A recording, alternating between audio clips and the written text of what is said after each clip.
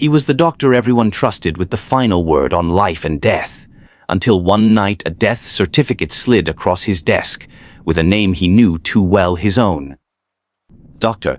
Adrian Cole had built a reputation as the hospital's calmest hand in chaos.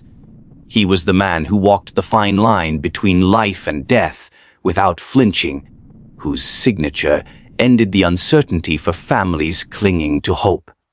Each night, under the sterile glow of fluorescent lights, he signed the documents that marked the official end of a heartbeat, thinking it was simply part of the job. But on a storm-soaked evening, the ritual broke. Among the stack of routine paperwork lay a certificate bearing his own name, date of birth, and time of death, time stamped just minutes in the future. At first, he thought it was a cruel prank. Yet, as the corridors grew eerily empty and shadows deepened into impossible shapes, Adrian realized he wasn't dealing with a joke. He had crossed into a place where the boundary between physician and patient, signer and signed, was blurred.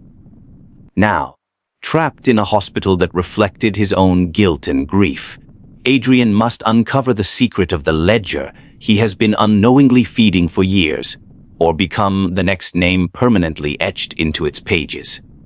The rain had been falling for hours, stitching silver needles across the dark glass of St. Enoch's Hospital. Most of the city had gone quiet long before midnight, but in the trauma wing, the soft green glow of monitors and the hiss of oxygen gave the building its own heartbeat. Dr. Adrian Cole sat alone in his office, his white coat draped over the back of a cracked leather chair, the stethoscope on his desk coiled like a sleeping snake. He had worked this shift so many times that time itself had stopped meaning much. Night and day were only two shades of the same gray. He was charting discharge notes when the pager on his belt vibrated. Morgie Stet. No name, no extension, just a black letter summons on the green screen. He frowned. Morgie calls usually went through the main switchboard, especially at this hour. Still, protocol was protocol. He slipped his pen into his breast pocket and pushed himself up. His knees ached. It had been a long night of car accidents and opioid overdoses. He ran a hand through his dark hair and walked toward the elevator, its fluorescent light flickering like a failing star. The hospital's lower levels smelled different, less like antiseptic and more like wet concrete and chilled metal. As the elevator doors hissed open onto the basement corridor, a draft of cold air brushed his face, carrying a faint chemical tang he couldn't place. The corridor was empty. A single overhead light buzzed and hummed. Adrian's shoes squeaked as he crossed the linoleum. On his left, a row of locked storage rooms. On his right, a wall of lead paint cinder blocks. Ahead, the morgue door's heavy steel, pitted with decades of use. A placard above read Palagawai and Morva Isis. He paused, listening. Nothing, no voices, no echo of movement, only the low, constant hum of the refrigeration units. He pushed the door open. Inside, the air was colder. The stainless steel drawers lined the walls like an array of safes. Overhead fluorescents washed the room in harsh blue, white light. A single gurney stood in the center, draped with a white sheet, and on the counter sat a clipboard with a death certificate, blank except for the header. "Hello," he called, his voice swallowed by the cold air. No answer. He walked toward the gurney. The sheet was pulled neatly, corners squared. No bulge indicated a body beneath. He frowned, stepping closer to the clipboard. The certificate looked ordinary, a standard hospital issue, but the patient name field was blank. At the bottom, in small type, the line for the attending physician's signature. Adrian's own pen lay beside it. He picked it up automatically. The barrel was warm, as though someone had just set it down. Something caught his eye, a small post. It note stuck to the corner of the form. It bore a single instruction in block letters, Sai-Gien. He glanced around again. "Is this some kind of joke?" he muttered, but his voice lacked conviction. He felt the old weight press on him.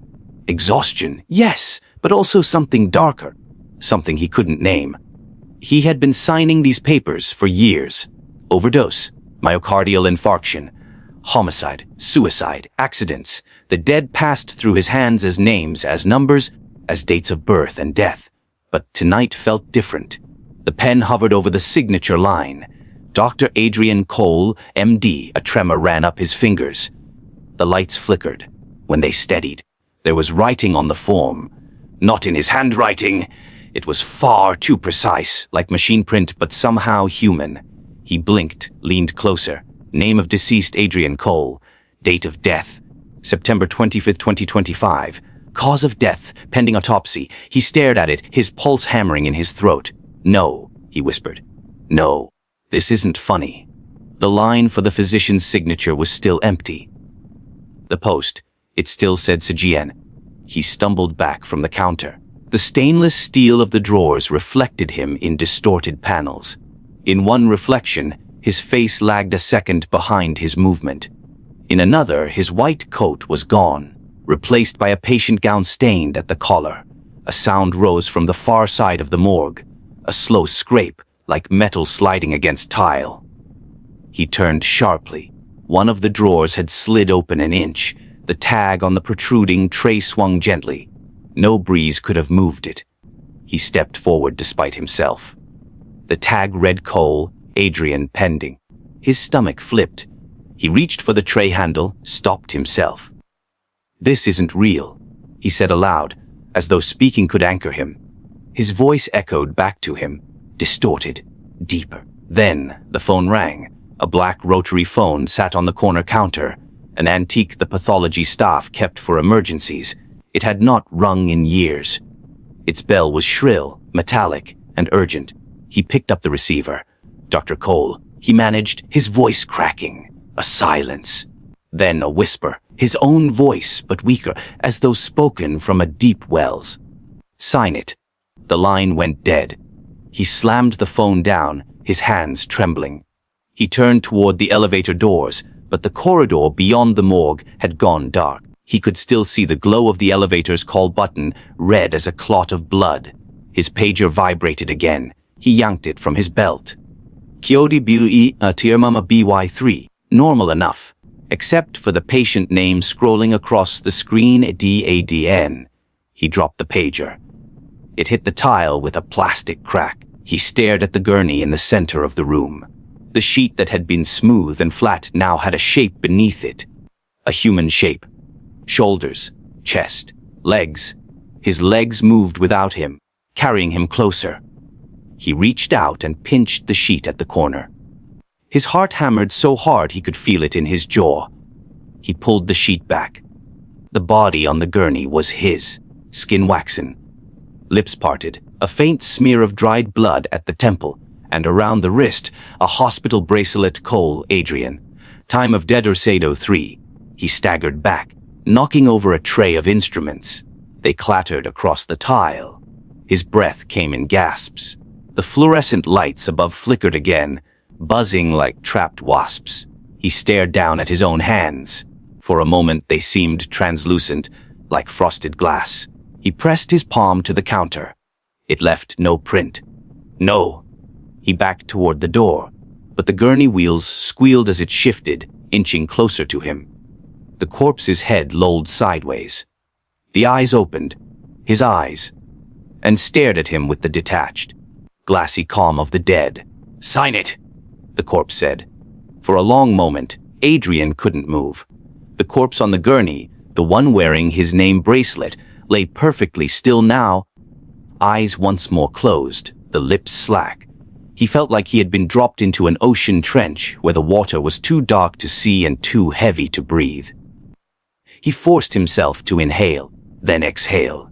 The air burned his throat with a metallic tang, like licking a battery. He stepped back, his mind scrambling for something rational to cling to. Exhaustion, hallucination, a prank by interns, anything but what his senses told him. The morgue door creaked open behind him. Decker Cole. A voice, female, tentative. He spun. A nurse in pale blue scrubs stood framed in the doorway. She was young, 20s maybe, with dark hair pinned in a bun and a clipboard hugged to her chest. Her badge read S. Viosku EZ RN. Adrian struggled to form words. "How did you?" "They need you upstairs," she said softly. "Trauma Bay 3. They're coding." He blinked. "Ooh." She glanced down at her clipboard. "Patient's name," she frowned. "Cole says." "Adrian." She looked up, her eyes flicking over his face. "That's you, right?" The room swam. "Who sent you?" "Charge nurse," she said, shifting from foot to foot. "Please, doctor, you have to come now." He took a step toward her. "Do you see that?" He gestured wildly at the gurney. Her gaze flicked toward it, then away, as though the sheet's contours burned her retinas. "We don't have time," she whispered. He turned back to the body. It was flat again, just a sheet, no human outline, no open eyes. Adrian pinched the bridge of his nose. He was shaking. "All right?" he said at last, his voice low and frayed. "Let's go." He followed her out into the basement corridor. The fluorescent lights flickered, buzzing in sync with his pulse. The elevator at the far end stood open, waiting like a mouth. As they stepped inside, he noticed her reflection in the mirrored wall behind her. It lagged, just like his had in the morgue steel. For a fraction of a second, her eyes were entirely black, like a doll's. Then the doors slid shut, and the reflection snapped back to normal. He closed his eyes, telling himself it was stressful. Just stress. The elevator rose with a shudder. When the doors opened, the sound of the emergency wing flooded in.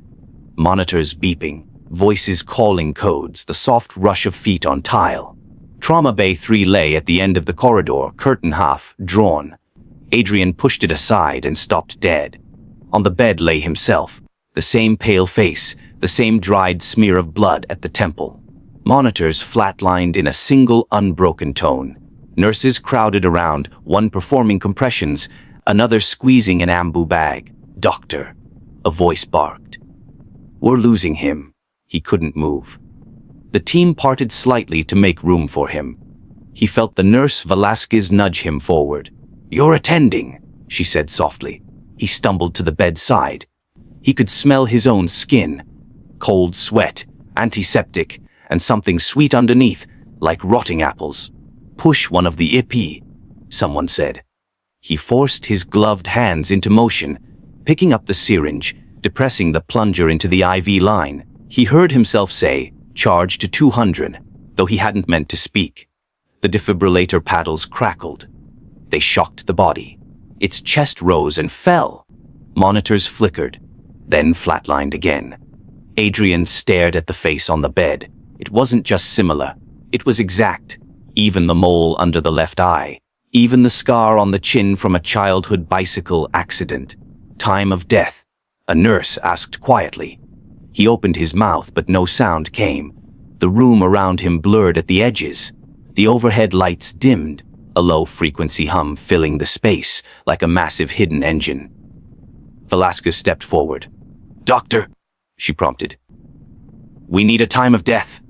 He looked up at the clock. Midnight and 19 seconds. 0019, he croaked. The nurses began to disconnect lines, silence alarms. Someone placed a clean sheet over the body. Adrian backed away, hitting the wall with his shoulder. He slid down to a crouch. "Doctor." Velasquez crouched beside him. "Breathe. Look at me." He did. Her eyes were normal now, brown, concerned. "This can't be happening," he whispered. "What can't?" "That's me on the bed." She tilted her head. "You're in shock," she said softly. "Let's get you some water." He shoved her hand away and bolted from the room. The corridor stretched impossibly long, the floor a gray blur. He reached the stairwell door and pushed through. The echo of his own footfalls chased him downward. On the third flight he stopped. He heard something above. A second set of footsteps, slower, deliberate, matching his pauses. He looked up, but saw only concrete and the flicker of the stairwell bulb.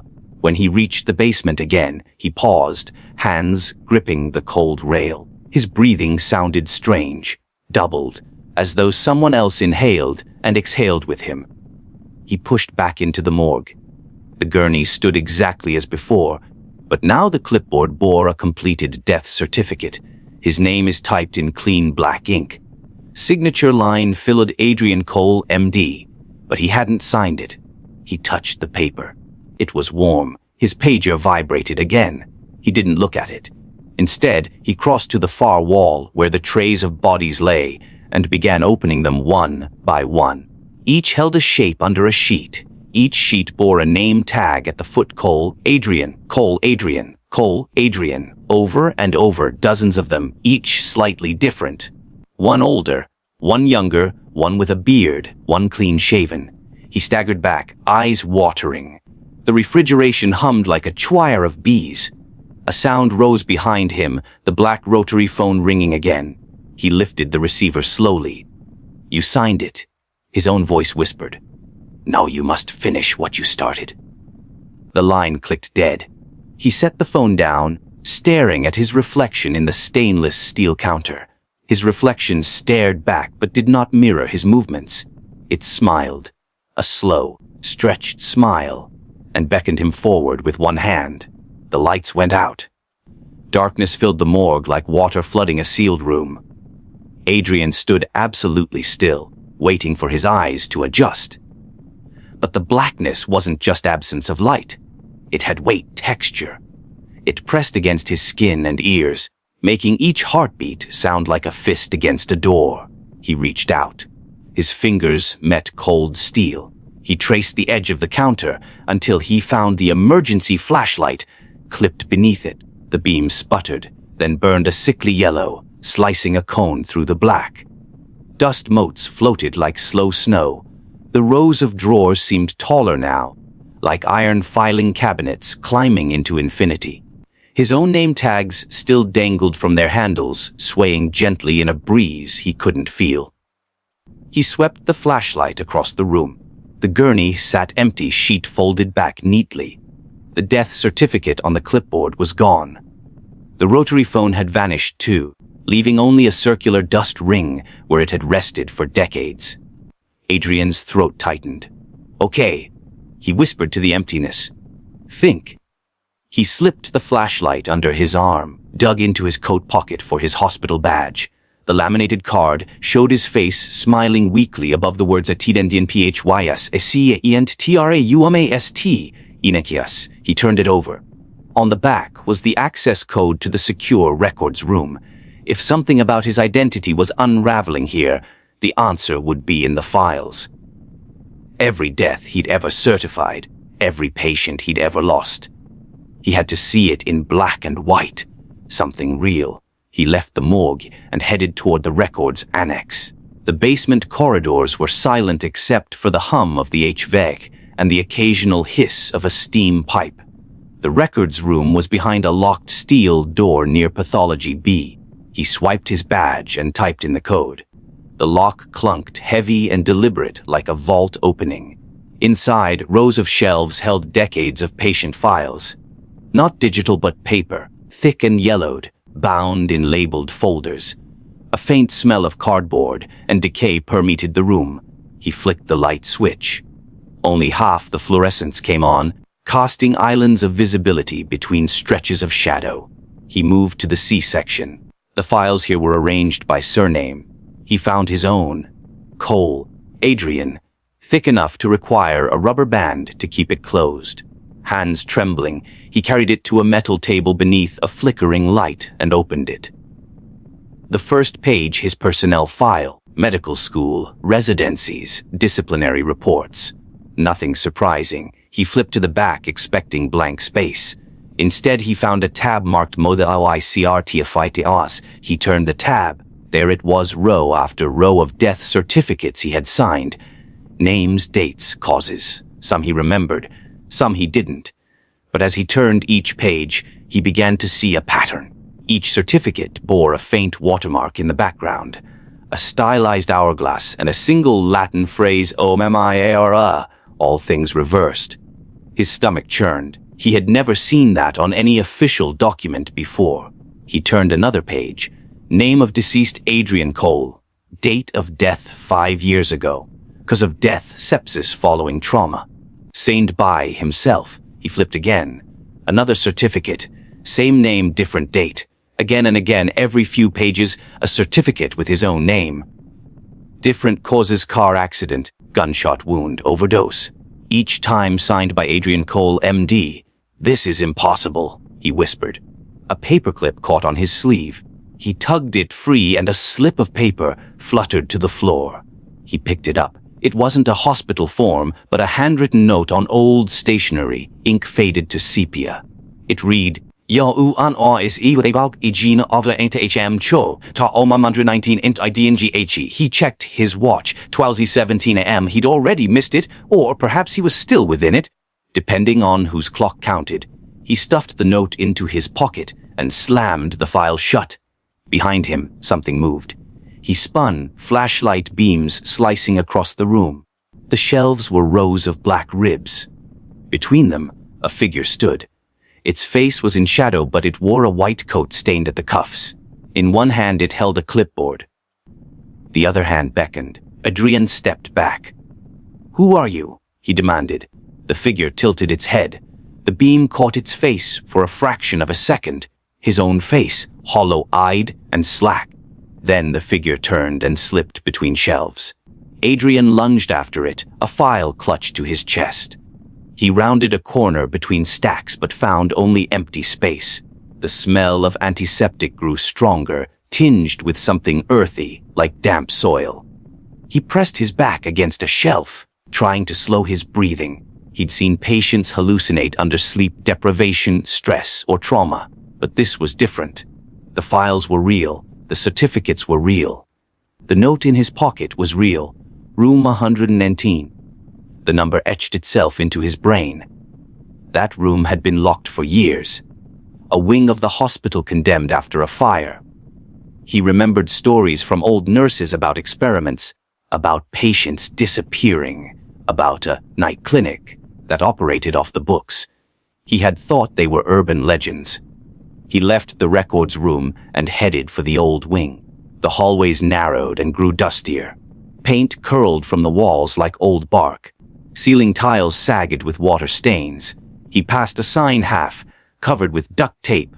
"I see, ATORY." Yeah. The letters that remained spelled nothing he recognized. He turned a corner and stopped. A door marked 119 stood at the end of a short hallway. Its paint was a paler white than the surrounding walls, as if it had been repainted again and again. The doorknob bore a rusted padlock. As he approached, he noticed the padlock had been snapped open. The hasp dangled like a broken limb. He pushed the door. Inside, the air was heavy with a cold so deep it numbed his teeth. The room was windowless, lined with old hospital beds draped in plastic. In the center stood an examination table with leather straps at the wrists and ankles.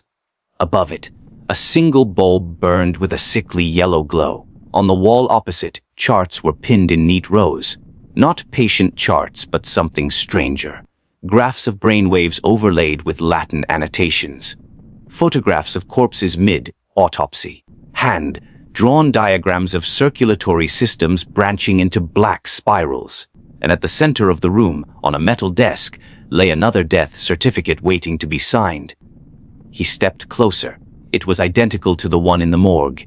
Same header, same watermark. Same name, Adrian Cole, date of death blank, cause blank, signature blank. A pen lay diagonally across it, nib wet with black ink. "You've come," said a voice behind him. He turned sharply. A man stood in the doorway. Or rather, something wearing the shape of a man. Its lab coat was as white as salt. Its hair hung damp over its forehead. Its eyes were hollow sockets filled with a shifting gray mist. "You've signed so many," the thing said, its voice a chorus of whispers. "But you've never signed your own. Until tonight." Adrian backed toward the desk. "What is this? Some experiment?" "Some. You know," it interrupted softly. "You've always known. Every patient you lost. Every chart you signed. You thought you were only recording their deaths, but you were binding yourself. One death for another. Balance. I don't. You do," it said. "And now the ledger calls you to settle." Adrian's hands shook.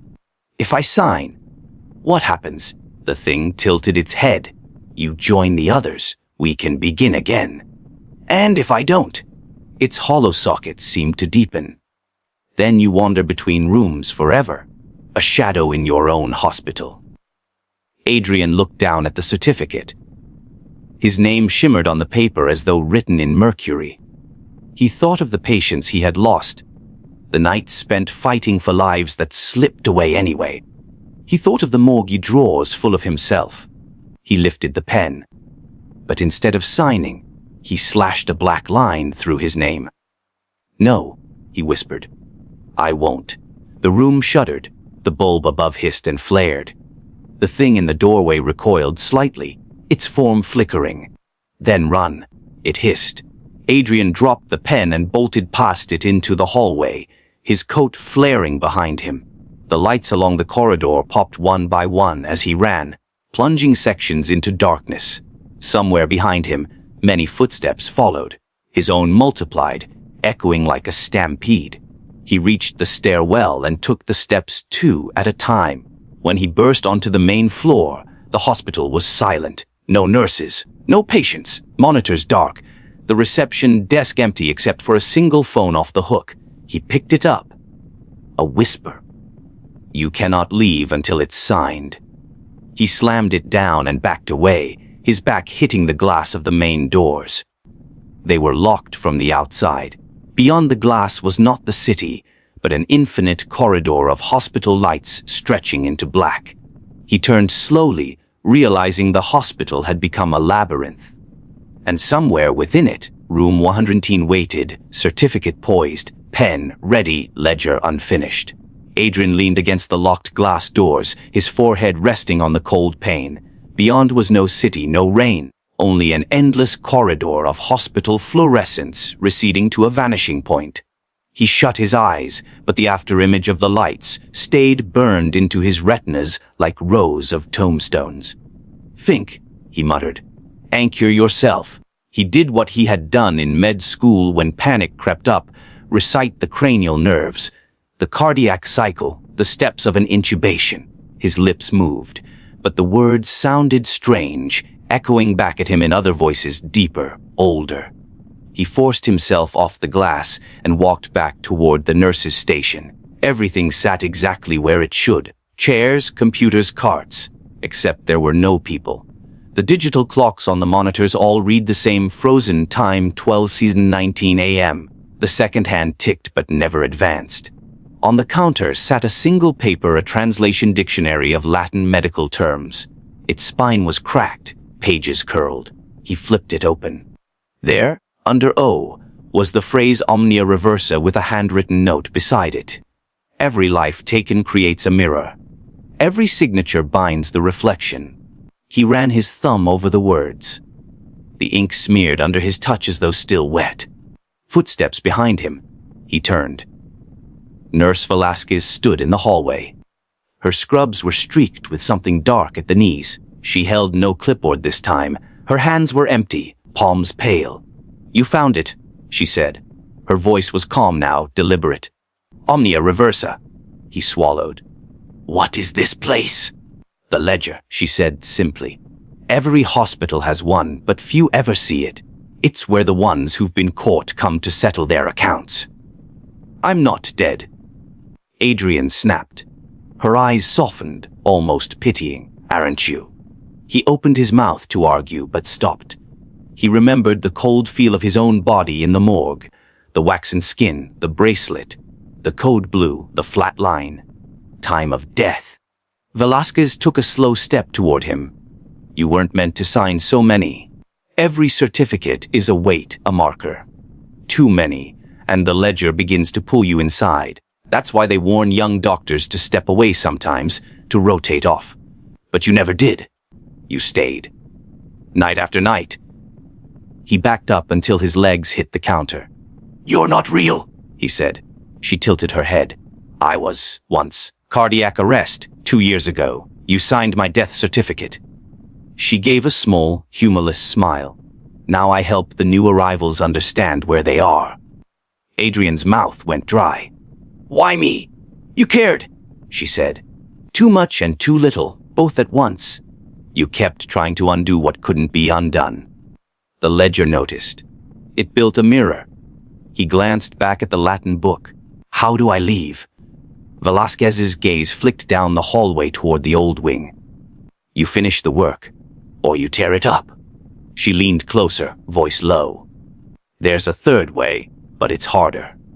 You go back and find the first life you signed wrongly. The one that tied you here. You unbind it. He shook his head. That's impossible. Not here, she said. Here, everything is reversed. Every corridor folds back on itself. Every death can be rewalked.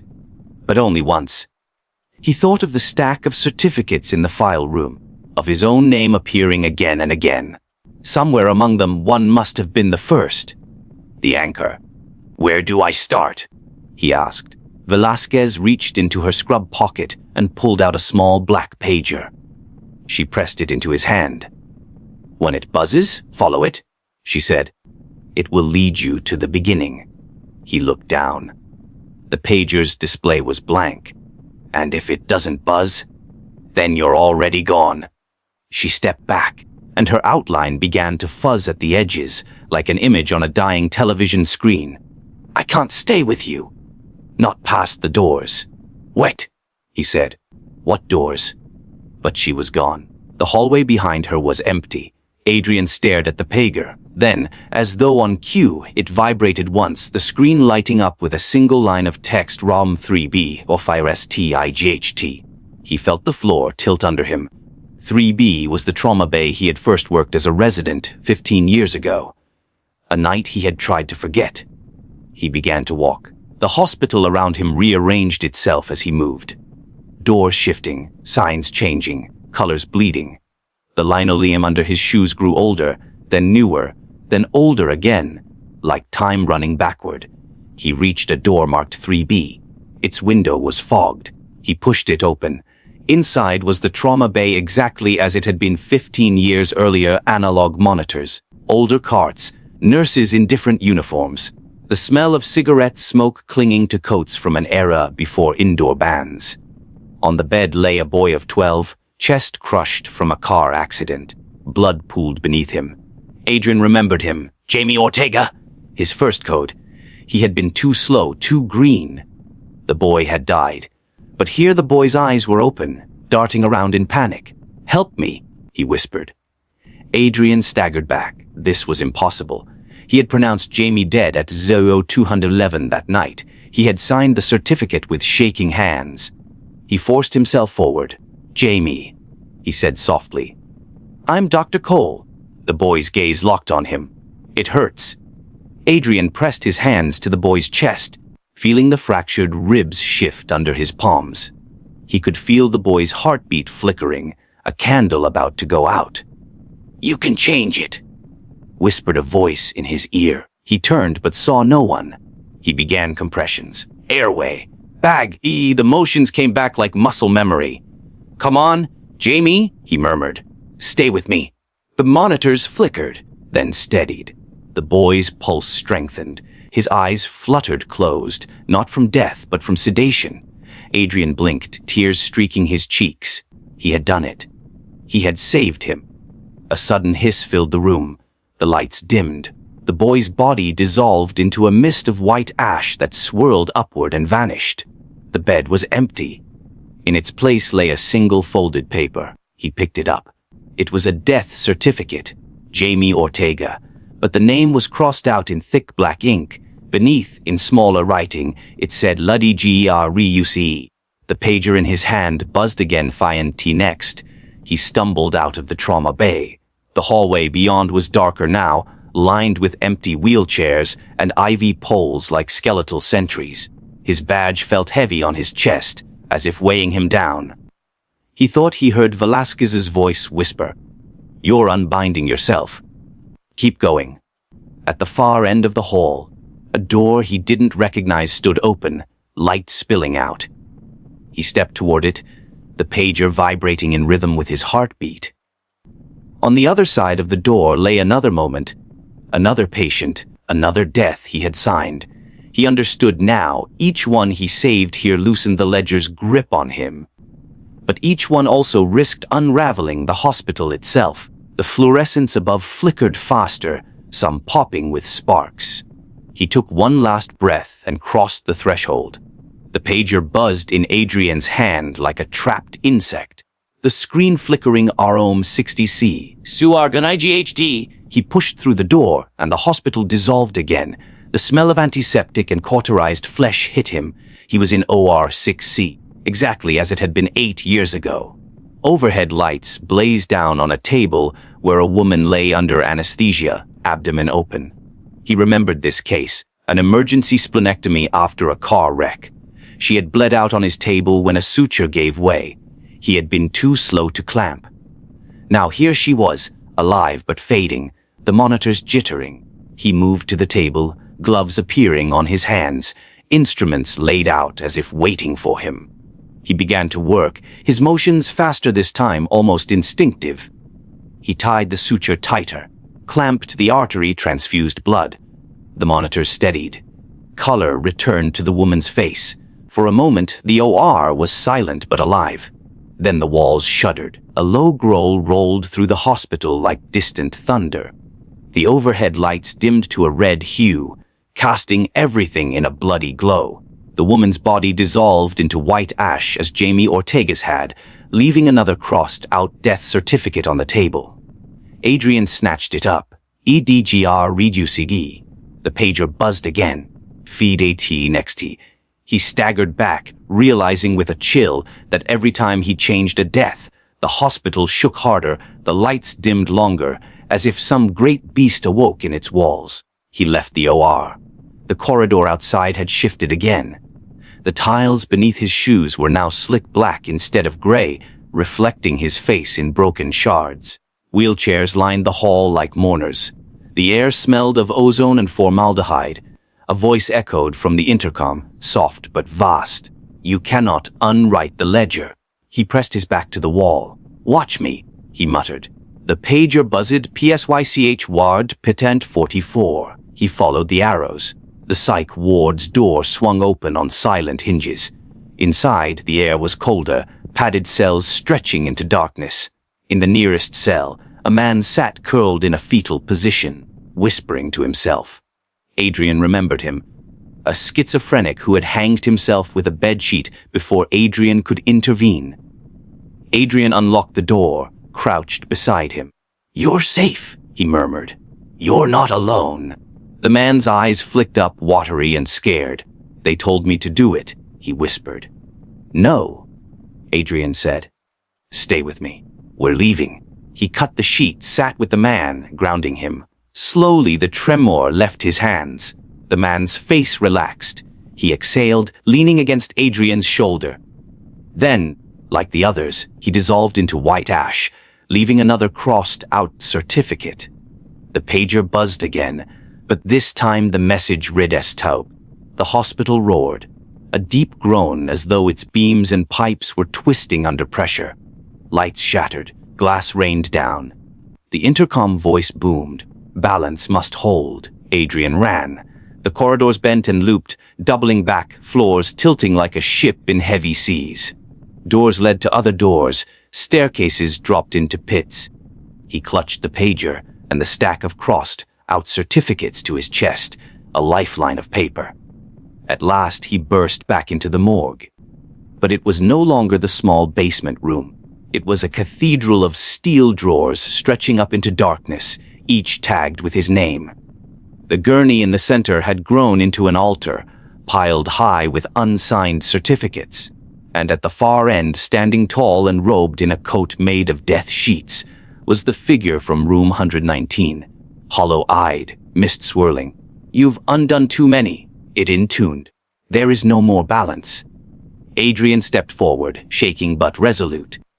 Then take me, he said. Let them go. The figure tilted its head. You offer yourself? Yes, Adrian said. Erase me from the ledger. Let them live. The figure raised a hand. The certificates on the altar rose like a flock of white birds, spinning around Adrian. His skin burned where they brushed him, names searing into his flesh. His heartbeat thundered. Then the figure spoke. You have learned. The ledger does not hunger for death. It hungers for acknowledgement. You cared enough to return. You cared enough to fix. Thus balance is restored. The papers dissolved into ash. The pager in Adrian's hand crumbled. The cathedral of drawers folded inward, collapsing like origami. Adrian closed his eyes.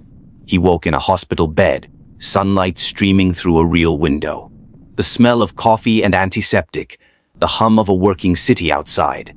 A nurse checked his vitals, startled to see him open his eyes. "You've been out for a day," she said. "Car accident. We almost lost you." He turned his head. In the chair beside him sat Jamie Ortega, older now, alive, a paramedic. Next to him, a middle-aged woman who looked vaguely familiar, and a man from the psych ward wearing street clothes. All alive. All real. "We wanted to thank you," Jamie said softly. "You saved our lives, all of us, long ago." Adrian's throat tightened. He remembered their deaths, their ash dissolving. He remembered offering himself. "How?" he whispered. Jamie just smiled. "Balance," he said. And the ledger finally closed. Outside the window, the city glowed under a bright morning sky. Adrian's hands were steady now. He had no pager, no certificate, no mirror self, only the memory of a labyrinthine hospital and the whisper of Latin in his ear. Omnia reversa. All things reversed. He exhaled and let the sunlight warm his face, realizing that for the first time in years he felt lighter, unbound. Somewhere deep inside, the ledger turned its last page and went silent. Subscribe for more videos.